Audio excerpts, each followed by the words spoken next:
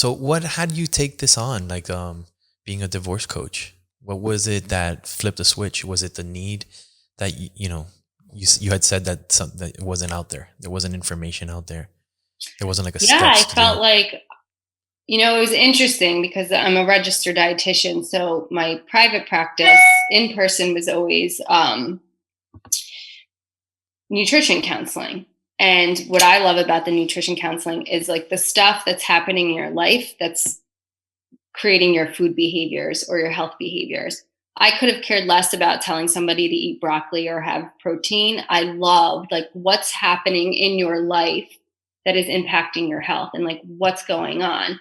And as I did more work and my practice grew, like a lot of women that were coming to me were divorced women that were experiencing issues with their health or their body image or disordered eating, and it was the emotional component of what they were going through that was driving these unhealthy behaviors. Coupled with the fact that I have gone through a divorce myself, I have struggled with unhealthy eating habits and disordered eating, especially through my divorce. And it was like this aha moment, knowing that I love the counseling piece much more, knowing that I love helping people through like very trying, emotional, challenging times, knowing that I also love helping them create healthy habits when they are going through such challenging times. It just became this like light bulb, like this is what I need to be doing. This is what lights me up. I wish I had this when I was going through my divorce. I wish I had somebody that was giving me the roadmap and the steps to help me get through this in the healthiest, happiest way possible. I wish I had somebody to show me that my life is not over. So it was just like a culmination of things. And it was like this beautiful, like, aha moment. Where were you when you discovered it?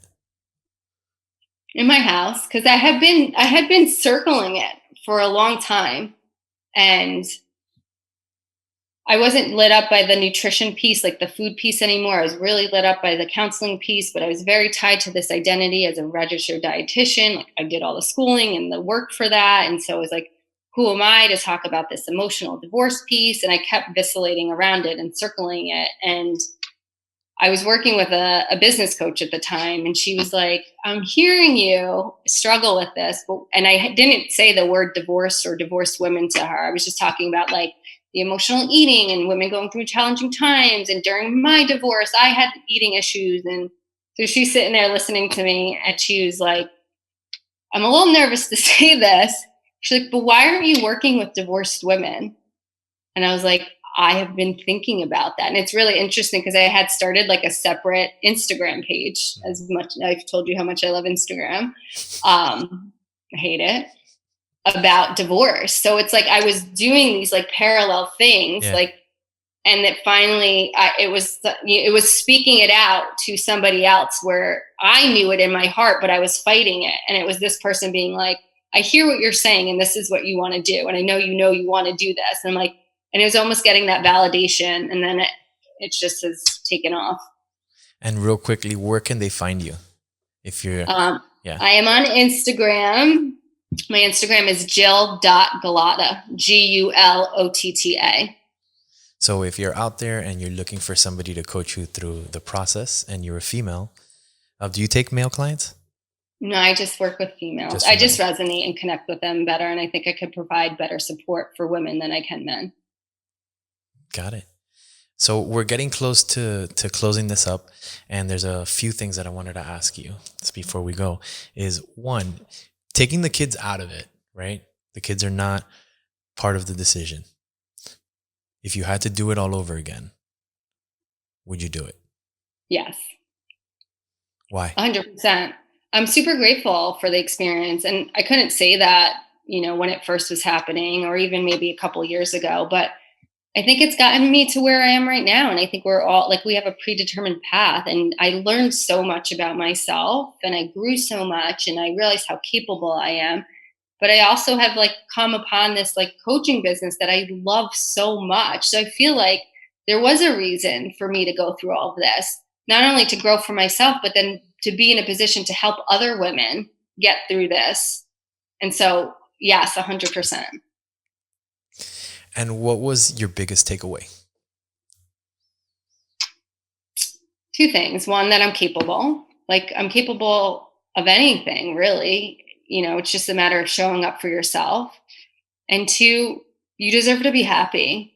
And if it's not in the conventional way, like, being married with a family and a white picket fence, it doesn't matter. You deserve to be happy in whatever capacity that looks like. So I think people have a fear of choosing their happiness over what they think they should be doing or what they think other people think they should be doing. So you deserve to be happy, and you should always be doing things that make you happy.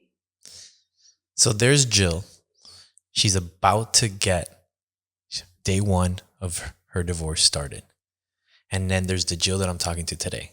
If you had 1 minute to talk to that Jill and prep her for the first 6 months, but you only had a minute, right?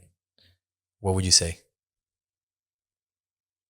I would say accept your situation. You've struggled with this for so long. You knew this was coming. And as hard as it is to accept, you need to choose you now, and you need to start rebuilding your life. And you should not put another ounce of energy into changing somebody else. This person has showed you who they are. Now it's time for you to show up for you and start doing the work to create a life on your own. Nice. Now, what are some of the immediate actions that you should take? If somebody's about to go through the divorce, right? There you are. You have your mind, your body, and your soul, as I say. What would you advise somebody to start doing? I think the really journaling, number one, I think journaling is so important. But I think with journaling, I think what you need to really, really do, and I think what's so important in moving forward and accepting that the marriage is over, is really taking a very realistic look at what that marriage was. I think, and I did this myself, we start to recreate what it was, and we start to mourn this unrealistic version. We create it was better than it actually was, and we were happy then, and we forget why we're actually in the position of getting divorced. So I think the first step is really being honest with yourself and realistic about what that marriage looked like, because then that gives you the opportunity to not hold on to a fantasy. We start to make our marriage better than it was when it's ending, but it's ending for a reason. And I think it also prevents you from grieving longer and grieving over something that you thought you wished and hoped for. We're not only grieving the end of the marriage, but we're grieving this future and this tradition and the family life. And I think if you could be very realistic about what the marriage actually was, there is not that future vision, because that future vision wouldn't have been happy and loving and all the things that you're making up in your mind or you see as the fantasy, Disney version. So I think the first step is being very honest and taking a realistic look at what the marriage is. And that's a key step into moving forward. And on that note, we go to games. So I'm going to say a word, and then I want you to give me your first response, whatever comes up, okay? Are you ready? Yes. Don't think about it. Answer in 3 seconds or less. Whatever that word is, it's going to be perfect. Love. Marriage. Hate. Love. Partnership. Friend. Time. Essence. Sex. Love. Friendship. Love. Holding hands. Partnership. Kindness. Oh God. Loyalty. Integrity. Characteristic. Gaslighting. Awful. Anger. Toxic.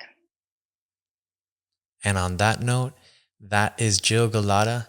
And I want to say thank you so much for being a yes to this conversation, and also for coaching and just being out there in the world as a communicator.